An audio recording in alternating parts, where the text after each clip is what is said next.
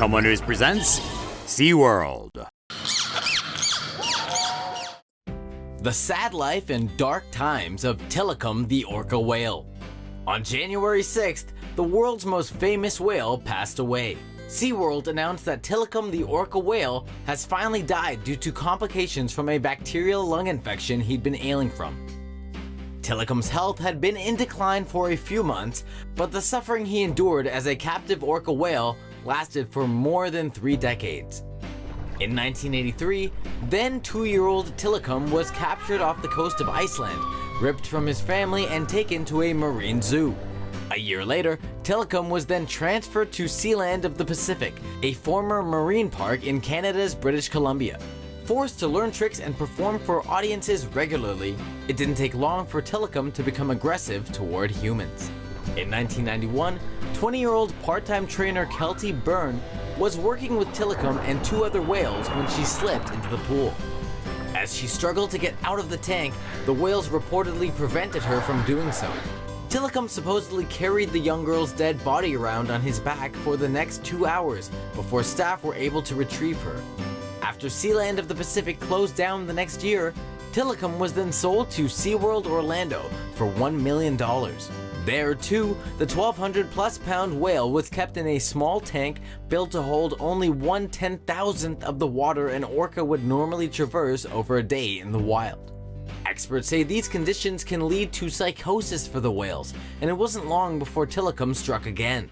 In 1999, a 27-year-old drifter named Daniel Dukes had somehow snuck into the park and dove into a breeding tank to go skinny dipping with the whale. The next morning, in a familiar sight, Dukes' body was found draped across Tilikum's back. The death was reported as a likely drowning, but that wouldn't explain all the injuries Dukes suffered. His body was covered in abrasions, and his genitals had reportedly been bitten off. Tilikum's murderous streak culminated in 2010, when SeaWorld trainer Dawn Brancheau was pulled down into the pool during a live performance and held down until she drowned. Her body was later recovered with her left arm and part of her scalp ripped off. Brancheau's death was the focus of the 2013 acclaimed documentary Blackfish, which exposed SeaWorld's treatment of its orca whales and nearly sunk the company following an extreme public backlash. In response to the film, SeaWorld has since halted its captive breeding program and announced it would be phasing out its theatrical orca shows. In a statement, SeaWorld mourned the loss of Tilikum and noted the world-class care provided to him, and that he lived a long and enriching life while at SeaWorld. Rest in peace, Tilly. Hopefully, you're swimming through an endless ocean heaven with plenty of fish to eat. No more tricks for you, big guy. Killer whale who was once free beaches herself after performing. Morgan the orca whale has endured a rough few years after being rescued from the waters near the Netherlands back in 2010. Found emaciated and dying, a local theme park, Dolphinarium Harderwijk, was able to acquire a rescue, rehabilitate, and release permit from the Dutch government that would allow her to be taken in. Morgan was brought back to full health, but rather than send her back to the wild as promised, she was taught tricks and kept in small tanks over the course of 18 months. Eventually, she was sent over to another theme park in Spain called Loro Parque, whose 6 orcas all happen to be on loan from SeaWorld. Activist organizations have reported that since she's been there, Morgan's been forced to perform for the public and is constantly subjected to sexual pressures by male orca whales, even though she's believed to be very young. This video, recorded on May 16th and released by Rickleberry's Dolphin project, shows Morgan beaching herself on a concrete ledge after a performance in the Canary Islands. According to witnesses, she waited there for more than 10 minutes. While many are speculating the act was a suicide attempt, other experts are not so sure, saying she may have instead been trying to escape from the other orcas bullying her. Morgan was the first wild orca brought into captivity in roughly 25 years, which could make her invaluable to captive breeding programs. In March, SeaWorld announced the end to captive breeding of their orca whales. While Loro Parque has promised to adhere to SeaWorld's changes, time will tell whether these parks are genuine in their commitment to stop breeding these majestic creatures. Fortunately, organizations like Rickleberry's Dolphin Project and the Free Morgan Foundation exist to combat Morgan's captors so that one day she may once again swim free. San Diego SeaWorld decides to end killer whale shows by the end of next year.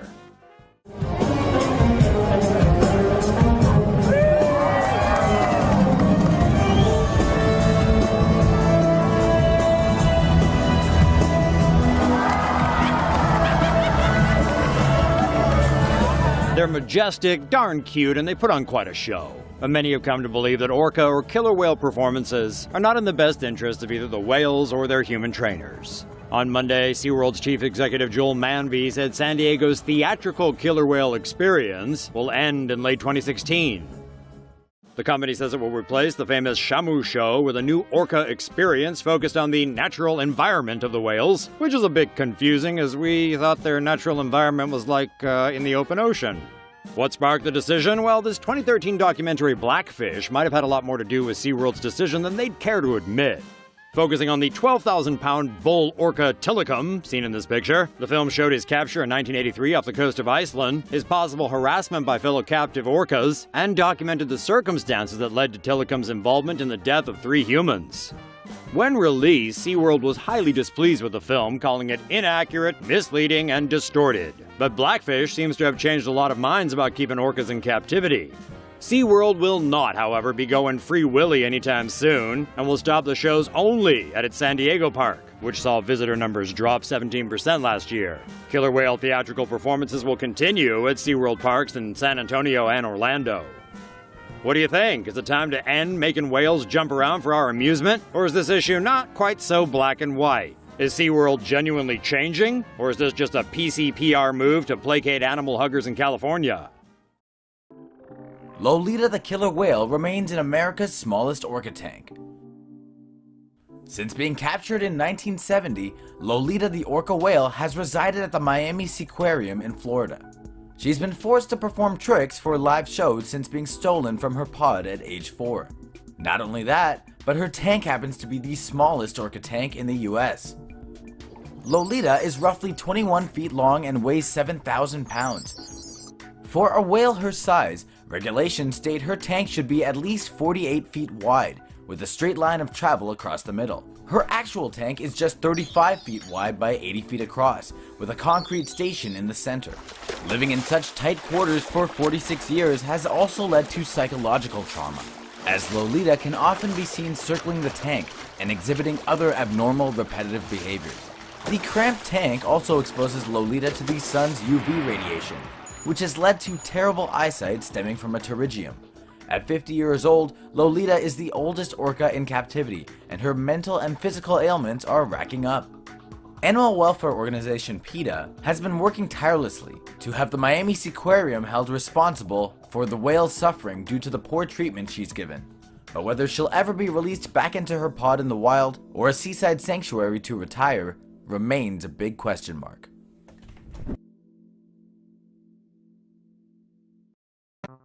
SeaWorld's last baby orca whale born at Texas Park.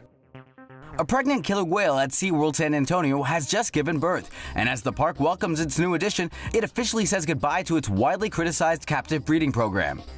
Following the release of the 2013 documentary Blackfish, which revealed the plight of SeaWorld's orca pods, the company has been lambasted for its abysmal standards of animal welfare. Defiant, SeaWorld initially resisted, but could not withstand the backlash as its stock price plummeted. Forced to make profound changes to its philosophy and practices, in March 2016, the marine park announced it would phase out its killer whale shows at all US locations by 2019.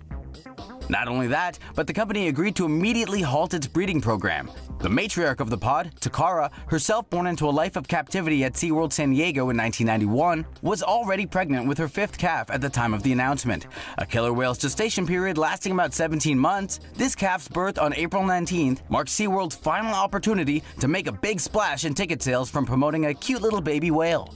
Now that no more orcas will be born or brought into the parks, SeaWorld ensures it will care for the remaining animals it currently houses for decades to come.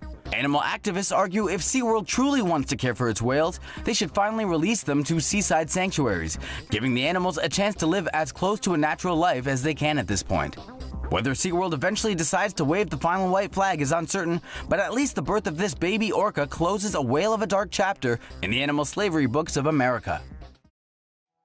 Dolphin death reveals truth. SeaWorld continues to kill marine mammals. SeaWorld has yet another dead Commerson's dolphin on their hands, which is furthering the conversation on whether they should be holding dolphins in captivity at all.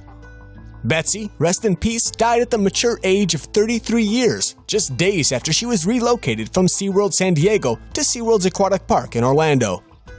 Betsy was one of 12 Commerson's dolphins captured by SeaWorld in 1983. 6 of the 12 were dead within a year.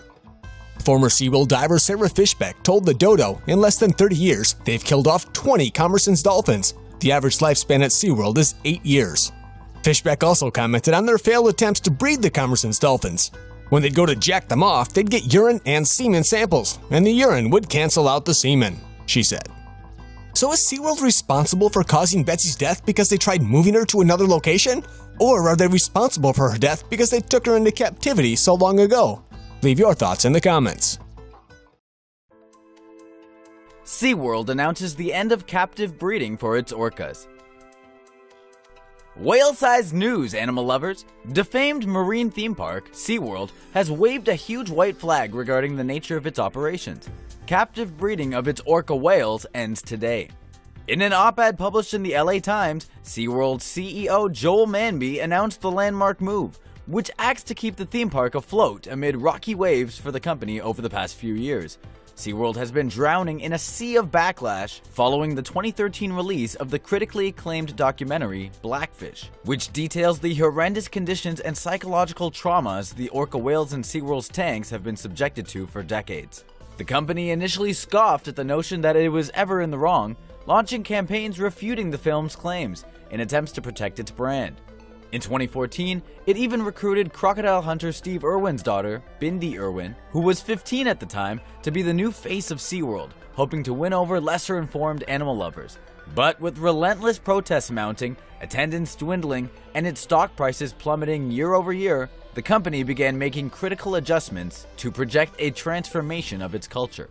Last year, SeaWorld announced it would be phasing out its orca whale performances at its San Diego park by the end of 2016, replacing them with a simulated natural habitat to offer visitors a better understanding of how the whales might behave in the wild. The company then got approval from the California Coastal Commission for a $100 million expansion to build these habitats, but only on condition that SeaWorld halt its captive breeding program permanently. After initially retaliating by suing the Coastal Commission, this new announcement paves the way for SeaWorld to begin transitioning from an entertainment business to one of education, research, and conservation. A 5-year, $50 million partnership with the Humane Society of the United States has also just been announced, so it appears SeaWorld is finally ready to swim in the right direction. As for the 29 remaining orcas at SeaWorld's 4 parks, the company says they will not be released, claiming the killer whales would not survive in the wild very long, having lived in captivity for most, if not their entire lives. Animal activists continue to fight for the freedom of the animals, saying seaside sanctuaries are better suited environments for the whales than tanks in a theme park. While many continue to question SeaWorld's motivations, as long as it delivers on its new promises, then we can all look forward to a whale of a good time for the children and orcas of tomorrow. Passengers lose 3 hours of their lives on a ride at SeaWorld. Around 50 people were stuck 200 feet above the ground for several hours on Monday after the Sky Tower ride at SeaWorld Orlando malfunctioned. Passengers said the ride was descending when it suddenly started jerking before coming to a halt, leaving them stranded. The roughly 50 passengers were then left in mid-air for around 3 hours as theme park engineers tried to figure out what the problem was. Maintenance crews eventually found that the emergency brakes had malfunctioned and were able to lower the ride to safety. One of the stranded passengers later told a local news crew that most of the trapped passengers were not worried when the ride broke down, although one person had suffered a panic attack. The Sky Tower has been open since 1973 and takes passengers up to 400 feet up in the air. The sight of a stranded pilot whale left visitors to SeaWorld in Orlando, Florida, a bit more than upset. Audience members were already seated when the live show was postponed because of a lightning storm. Then, at some point, a pilot whale leapt up into the edge of the pool and got stuck. Carlo de Leonibus caught part of the struggle on tape and posted it to YouTube. Oh The scene angered many in the audience and left some children in tears. Park staff members dismissed concerns, saying there was nothing to worry about. After more than 20 minutes of thrashing, 2 trainers helped the whale back into the water. SeaWorld has stated publicly that the young whale was never in danger and that it was just too inexperienced to return to the water on its own.